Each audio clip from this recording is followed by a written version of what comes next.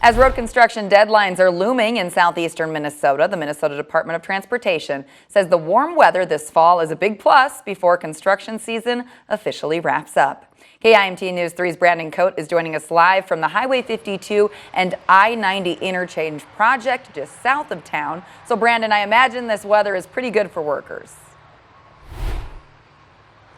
Oh, definitely. It's very ideal for these workers. It's just giving them a lot more time. And so that construction project you're talking about, it's just right past I-90 here. And you can kind of see that crane off into the distance. But yeah, Cami, I'm wearing a polo right now. And even these construction workers are wearing short sleeves throughout the day. And so some of these challenges these construction workers encounter at this time of the year are inches of snow covering the pavement or ice freezing over the unfinished roads, causing stoppages in work.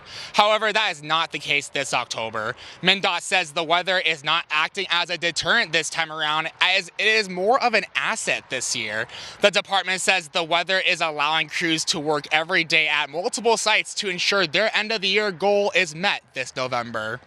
We've had, past years where it's been freezing, it's been close to zero, we've had snow, so that's why we typically just say traditionally you've got to finish, by that early November time frame to be sure everything's ready. This interchange construction project going on over there is in its first year out of a 3-year project. And so the goal for next year is to build a new I-90 going eastbound. And it's going to come with new ramps and loops for drivers in Olmsted County. Live near Rochester, Brandon Coate, KIMT News 3. All right, Brandon, some good information there. But Brandon, I have to touch on this briefly because I know you are probably distraught about the Lynx game last night. I have to ask you, first of all, I'm sorry for their loss. I'm sad as well, but was it a foul? Cami, that was an unbelievable call. That was nowhere even close to being a foul. Okay. The refs were not calling that at all throughout the entire game, and then suddenly we're going to call out Brianna Stewart last second.